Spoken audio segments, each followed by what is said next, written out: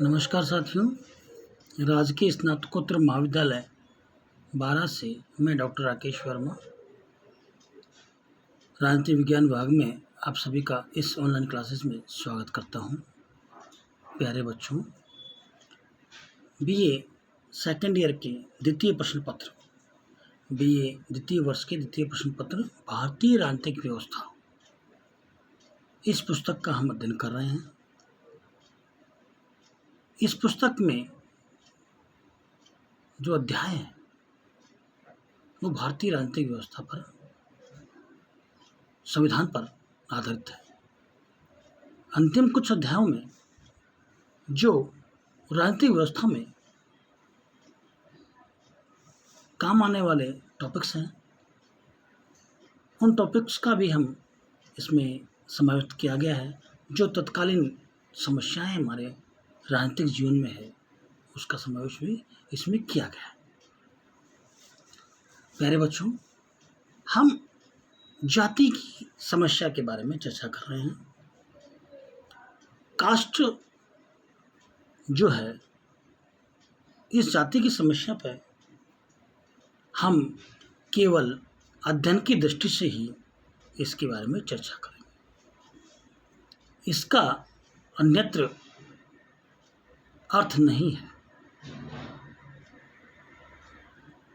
जाति की समस्या के बारे में अध्ययन करेंगे, जाति के बारे में अध्ययन नहीं करेंगे, क्योंकि जाति जो है वो एक प्राचीन व्यवस्था रही। इस प्राचीन व्यवस्था जो इतनी सुदृढ़ हो चुकी है कि इसको तोड़ना हमारे लिए मुश्किल हो रहा है। इसके बारे में यदि कोई चर्चा किया जाता है तो वो नुकसानदायक साबित हो सकती है। जाति की बारे में बात करते हैं तो जाति एक ऐसा मधुमक्खी का छत्ता है जिस पर पत्थर फेंकने का मतलब मधुमक्खी द्वारा खुद को नुकसान पहुंचाना। हम जाति की समस्या का केवल अध्ययन की दृष्टि से ही इसका अध्ययन करेंगे। प्रोफेसर रजनी कोठारी ने अपनी पुस्तक caste in India politics, caste in India politics में जाति के बारे में लिखा है। प्रोफेसर रजनी कोठारी ने अपनी पुस्तक कास्ट इन इंडियन पॉलिटिक्स में भारतीय राजनीति में जाति की भूमिका का विस्तृत विश्लेषण किया है। उनका मत है कि अक्सर यह प्रश्न पूछा जाता है कि क्या भारत में जाति प्रथा खत्म हो रही है। इस प्रश्न के पीछे यह धारणा है कि मानो जाति और राजनीति परस्पर विरोधी संस्थाएं हैं। ज़्यादा सही सवाल यह होगा कि जाति प्रथा पर राजनीति का क्या प्रभाव पड़ रहा है और जाति पाति वाले समाज में राजनीति क्या रूप ले रही है। जो लोग राजनीति में जातिवाद की शिकायत करते हैं वे न तो राजनीति के स्वरूप को ठीक समझ पाते हैं और न ही जाति के स्वरूप को। भारत की जनता जातियों के आधार पर संगठित है, अतः न चाहते हुए भी राजनीति को जाति संस्था का उपयोग करना ही पड़ेगा। अतः राजनीति में जातिवाद का अर्थ जाति का राजनीतिकरण है।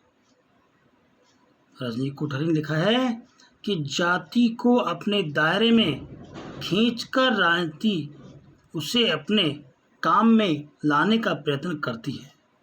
दूसरी ओर राजनीति द्वारा जाति या बिरादरी को देश की व्यवस्था में भाग लेने का मौका मिलता है। जाति के बारे में रजनी कोठारी का अच्छा विश्लेषण रहा है। हम आज बात करते हैं जाति के राजनीतिकरण की विशेषता। जो राजनीति का जातिकरण है उसकी विशेषताओं के बारे में बात करेंगे कि जाति जो है उसका राजनीतिकरण में क्या महत्वपूर्ण भूमिका है।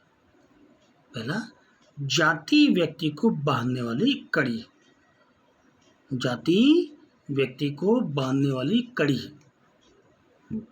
जातियां, संघों और जातीय पंचायतों ने जातिगत राजनीति महत्वाकांक्षाओं को बढ़ाया है। जाति पाति को समाप्त करने वाले आंदोलन अंतोगत्वा नई जातियों के रूप में बन गए हैं, जैसे लिंगायत, कबीरपंथी, सिख आंदोलन एवं स्वयं नई जातियां बन गई। जाति व्यक्ति को संगठित करने वाली कड़ी है। कैसे? एक जाति व्यक्ति के समूह, जाति समुदाय के लोग एक जगह एकत्रित होते हैं किसी एक उद्देश्य को ध्यान में रखकर। यदि हमने इन जाति पाति को समाप्त करने की कोशिश करते हैं तो नई जातियां बन जाती हैं, जैसे कबीरपंथी। दंदन शत्रु भी कुछ दिनों पहले चला था। निरंकारी, अन्य ऐसे कई चीजें हैं जो व्यक्ति को वहां से काट के वहां ले जाती हैं। तो जाति एक ऐसा विचारधारा है कि जिससे व्यक्ति एक संगठित होकर के काम करने लगता है। एक समुदाय के विशेष जो एक दूसरे को पहचानते हो वो बन जाते हैं। दूसरा, शहरीकरण में शहरीकरण से जातियां में एकीकरण हुआ है। कैसे? शिक्षा का प्रचार हुआ, औद्योगिकरण हुआ और आधुनिकीकरण ने जातियां समाप्त नहीं हुई, किंतु उसमें एकीकरण की प्रवृत्ति बन गई। कैसे? जब व्यक्ति गांव से जातिगत संकुचित भावना को छोड़कर जब वो शहरों में जाता है तो जिस भी क्षेत्र में हो जाता है तो वहाँ वह अपने जाति समुदाय के लोगों से मिलने की कोशिश करता है। तो वहाँ वो उस व्यक्ति उन लोगों से मिलता है तो उनमें एकात्मा की भावना आती है, अपनत्व की भावना आती है। जाति के नाम व्यक्ति यदि कहीं फंस जाता है शहर में तो पहले वो अपनी जाति के लोगों को देखता है। इसलिए शहरीकरण से जाति में एकीकरण हुआ है।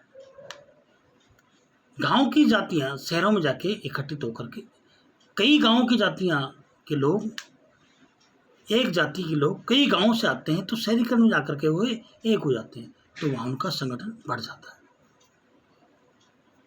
राजनीति में प्रधान जाति की भूमिका, जाति की भूमिका राजनीति में बहुत प्रधान रखी है। राजनीति में प्रधान जाति की भूमिका का विश्लेषण किया जा सकता है। प्रधान जाति न केवल राजनीतिक और आर्थिक दृष्टि से ही शक्तिशाली होती है बल्कि संख्या में भी गांव या इलाके में ज्यादा होती है। प्रधान जाति अपने संख्या बल के आधार पर गांव और क्षेत्र की स्थानीय संस्थाओं जैसे पंचायतों की राजनीति में सक्रिय होती है। यदि किसी राज्य विशेष में किसी जाति की प्रधानता होती है तो राज्य राजनीति में जाति एक प्रभावक तत्व बन जाती है।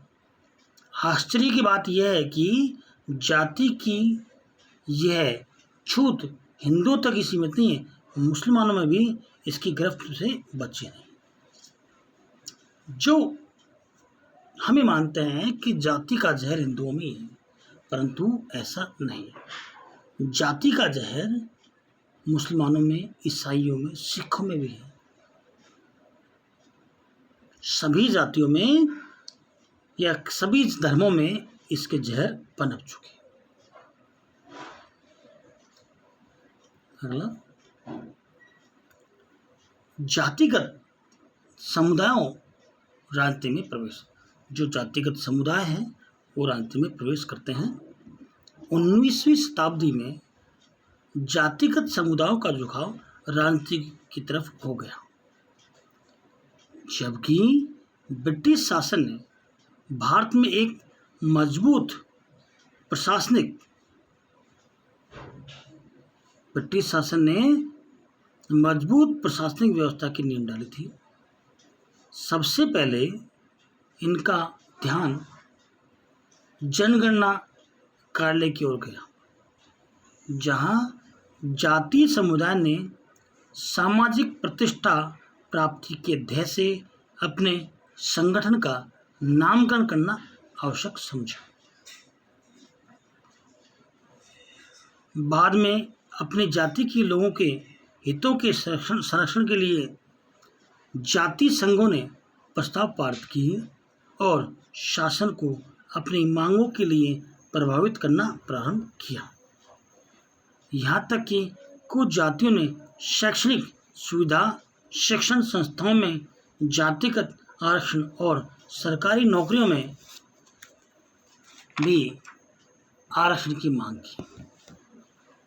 तमिलनाडु की वेनियर जाति के नेता पदायची ने सी राजगोपालाचारी के मंत्रिमंडल में शामिल होने से इनकार कर दिया, क्योंकि उन्होंने उनकी जातीय मांगों को मानने से इनकार कर दिया। बाद में वे कामराज मंत्रिमंडल में शामिल हो गए, क्योंकि उन्होंने वेनियारों को की मांग को स्वीकार कर ली थी। अगला, चुनाव में जातिगत समुदायों का समर्थन। चुनाव के दिनों में जातिगत समुदाय प्रस्ताव पारित करके राजनीतिक नेताओं को और दलों को अपने जातिगत समर्थन की घोषणा करके अपने हितों को काम में लेते हैं। जब चुनाव आते हैं उस समय जातिगत आधार पर टिकट्स मिलते हैं। जिसको भी किसी पार्टी का टिकट लेना होता है, वो अपनी जाति के लोगों को संगठित करके एक रैली बना करके या बहुत से अधिक लोगों को साथ ले जा करके टिकट की मांग करता है और निर्वाचन में जाति की भयंकर भूमिका रहती है। जो चुनाव होते हैं उस समय नए मतदाताओं का ब्रेन वॉश किया जाता है जातिगत। जब चुनाव होते हैं उस समय जातिगत पंचायतें होती हैं, वो निर्णय करती है कि हमारा समुदाय किस अमुक व्यक्ति को वोट डालेगा।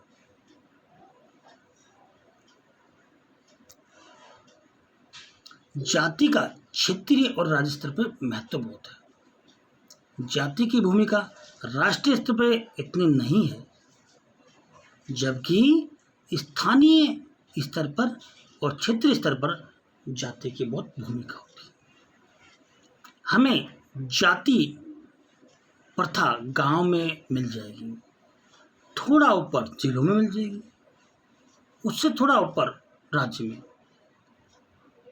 और केंद्र में तो समाप्त। व्यक्ति जिसको जानता है उसके साथ जातिगत समर्थन रखता है, जिसको नहीं जानता उसको जाति से मतलब ही नहीं होता। हम जब सुबह उठते हैं और रात को सोते हैं, तब से लेकर के जिन लोगों से मिलते हैं, क्या हम सभी की जातियाँ जानते हैं, धर्म जानते हैं? नहीं जानते। जब हम सुबह उठते हैं तो दूध वाला आता है, हम उसकी जाति नहीं जानते। हम जब उससे बात करते हैं तो जाति पहचानने में आती है, जब यदि बात नहीं करते जाति नहीं पहचानते। सब्जी वाला, ठेली वाला, अन्य दुकान वाला, जो भी हम जाते हैं, हम उनसे जातिगत बात नहीं करते। हमें हमारे काम से मतलब होता है, घर आते हैं। जबकि गांव में जातिगत बातें होती हैं, पंचायतें होती हैं, जो कि गलत होता है। जाति स्थितिक नहीं है, गतिशील है। जाति में गतिशीलता है। जाति और राजनीति में संबंध स्थितिक नहीं है, जबकि गतिशील है। आज की क्लास में इतना ही। अगली कक्षा में हम आपसे फिर मुलाकात होगी। उससे पहले मैं आपको एक चीज़ अवश्य बता दूं कि जाति के बारे में हम केवल अध्ययन कर रहे हैं। हमारा जाति व्यवस्था से कोई लेना देना नहीं। जो समाज में जाति व्यवस्था विद्यमान है, यह कर्म प्रधान थी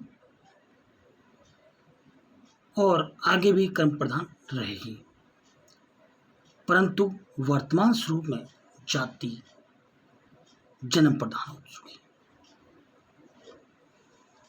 मेरा व्यक्तिगत मानना यह है कि व्यक्ति जाति के नाम से संगठित न होकर के राष्ट्र के नाम से संगठित हो। हमारे लिए देश महत्वपूर्ण है। हमारा देश विकसित होगा तो हम विश्व परिप्रेक्ष्य में हमारा स्थान रख पाएंगे। यदि हम छोटे मोटे झगड़ों में फंसे रहे तो हम राष्ट्र की भावना को नहीं पल्ले पाएंगे। हमारे लिए राष्ट्र महत्वपूर्ण है, राष्ट्रवादी विचारधारा महत्वपूर्ण है और व्यक्ति के कल्याण की भावना हमारे राष्ट्र में ही समाहित है। सभी का इस ऑनलाइन क्लासेस में धन्यवाद। Thanks of all. फिर पुनः मुलाकात हो।